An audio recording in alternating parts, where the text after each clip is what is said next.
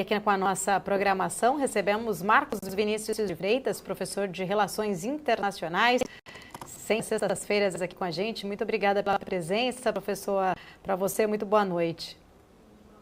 Boa noite, Paulo. Prazer conversar com vocês hoje. Muito obrigada. Professor, queria falar um pouco mais sobre o veto aí da Rússia e da China para um cessar-fogo em Gaza, lá no Conselho de Segurança da ONU, entender, na sua visão, como essas ações refletem as dinâmicas geopolíticas, os interesses estratégicos destes países no Oriente Médio. O fato é, Paulo, que o que nós observamos hoje em dia é que você tem, para infelicidade dos Estados Unidos, uma necessidade de reengajamento no Oriente Médio. E esse reengajamento no Oriente Médio parte do pressuposto de que os americanos precisam manter viva ali a questão de Israel como um porto seguro da sua atuação dentro do Oriente Médio. E, obviamente, que os interesses das outras nações vão diferindo com relação àquilo que acontece no Oriente Médio.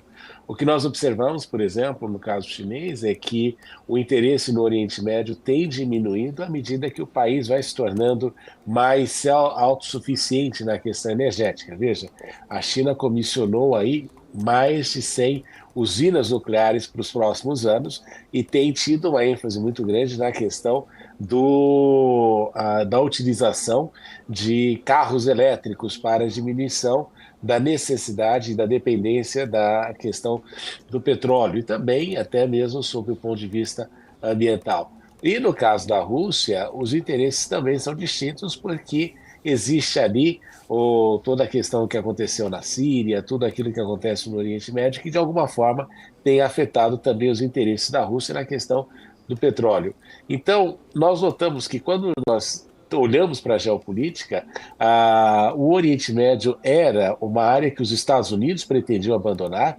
O presidente Barack Obama, quando era presidente dos Estados Unidos, deu ali uma arrefecida muito grande no relacionamento com a região, até porque tinha problemas com Netanyahu e também pelo fato de haverem descoberto ali a utilização do minério do petróleo de xisto, o que daria e que dá para os Estados Unidos uma posição diferenciada na questão do petróleo e da independência energética. Então, são esses vários fatores que você tem nesta congregação daquilo que está acontecendo no Oriente Médio.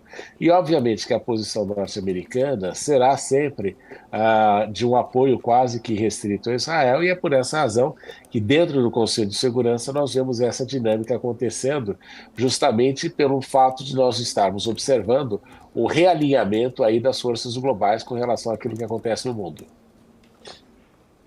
Ô, professor, e como que a gente vê ali, como que a diplomacia internacional vai poder, de fato, talvez superar estes obstáculos que são impostos pelos esses vetos aí de membros permanentes no Conselho de Segurança para avançar na busca de soluções pacíficas e duradouras? É difícil, viu, Paula? Porque o desenho que foi feito em 1945 colocava nesses 5 membros permanentes, China, Estados Unidos, Rússia, Inglaterra, Reino Unido, né, e França, o poder de serem os xerifes globais, justamente como garantidores da ordem global. E durante muito tempo, esses também foram os únicos países que eram nuclearmente armados, até acontecer o episódio de Índia, Paquistão, Coreia do Norte e também Israel. Então, estes 5 países atuam ali como xerifes da ordem global, com a responsabilidade de manter a situação global estável. E por essa razão, também lhes foi dada a possibilidade de impedir que assuntos que lhes fossem contrários avançassem dentro do contexto das Nações Unidas, e é por essa razão que vira sempre um problema quando um desses estados não pretende que determinada agenda avance ou que entenda que a agenda que está avançando é contrária aos seus interesses. E é por essa razão que o poder de veto é uma exclusividade desses 5 países membros que utilizam com uma frequência até relativamente alta. O maior, se eu não me engano, usuário sempre tem sido os Estados Unidos ao longo da história, desde 1945. Agora, uma das formas de se tentar resolver isso é justamente por meio da ampliação do Conselho de Segurança. E aí se fala da adição de 4 países novos, que seriam Índia, Brasil, Alemanha e Japão.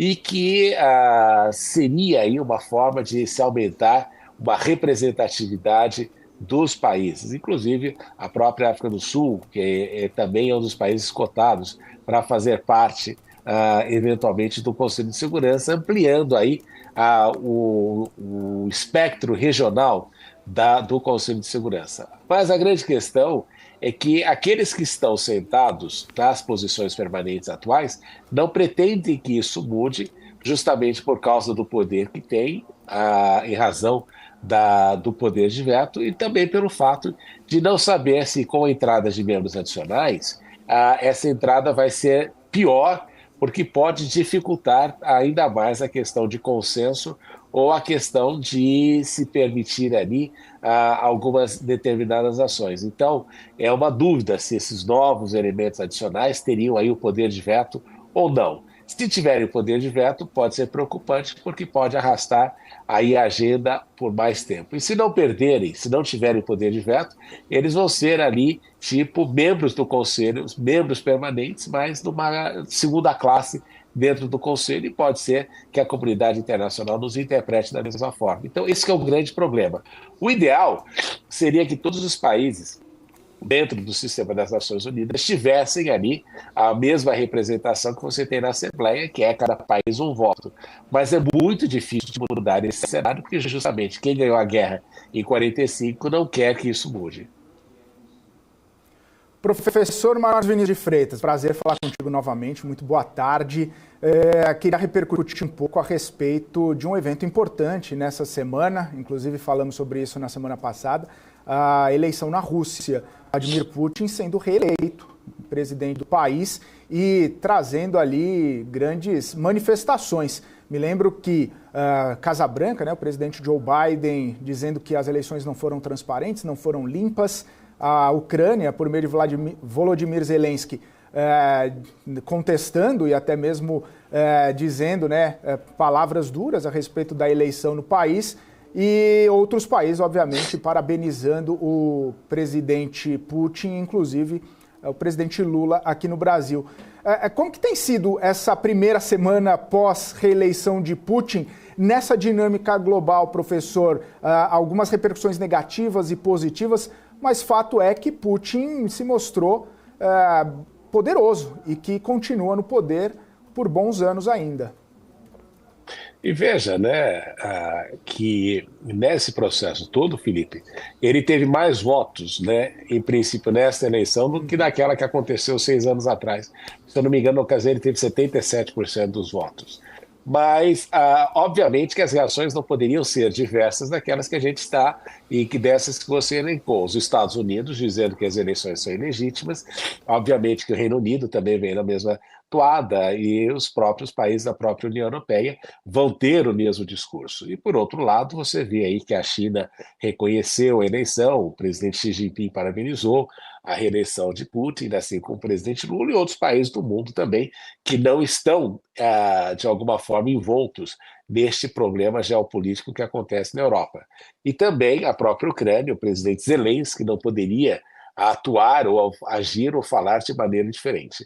O fato é que, embora nós tenhamos um conceito de democracia colocado na nossa cabeça com relação à forma como os países devem agir, este conceito não é igual Coca-Cola, não é? Ele não funciona em todos os lugares, porque os países têm naturezas diferentes e têm históricos diferentes e têm processos diferentes. Então é por essa razão que muitas vezes eu acho que o grande equívoco que existe é nós acharmos que existe um modelo de democracia que vai funcionar em todos os lugares sem levar em consideração essas idiosincrasias dos países. E uma das coisas que é mais complexo nesse processo todo, não é, Felipe, é que historicamente, no século XVIII, século XIX, uma das grandes preocupações do Reino Unido era justamente uma associação entre Rússia e Alemanha, porque eles entendiam que seria prejudicial para o Reino Unido e para a Europa este tipo de aliança. E no século XX e XXI, o grande medo é de uma associação entre Rússia e China, justamente pela questão da abundância de recursos naturais e também o capital que a China tem hoje em dia e que pode servir aí para tomar aí à frente a questão dessa hegemonia global que os Estados Unidos e os países do Ocidente têm. Então, muitos dos países, e o Reino Unido, a Inglaterra, desde o século XIX, assim como os Estados Unidos, sempre pensam ali que seria interessante uma fragmentação da Rússia em estados menores que seriam muito mais enfraquecidos. Mas sem levar em consideração que talvez esses estados menores fossem estados nuclearmente armados e mais gente com armas nucleares pode ter aí um perigo global.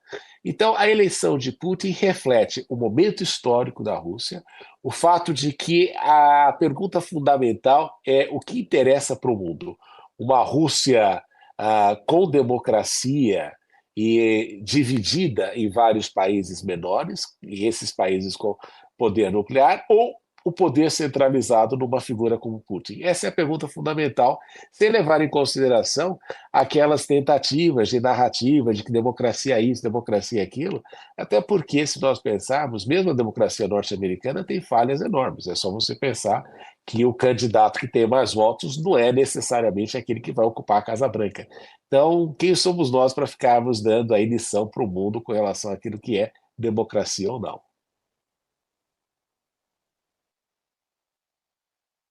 Por estar aqui com a gente, sempre muito boa a nossa conversa. Até breve, semana que vem, feriado no Brasil. Até mais, professor. Ótima sexta. Muito obrigado, um abraço para vocês e um excelente dia.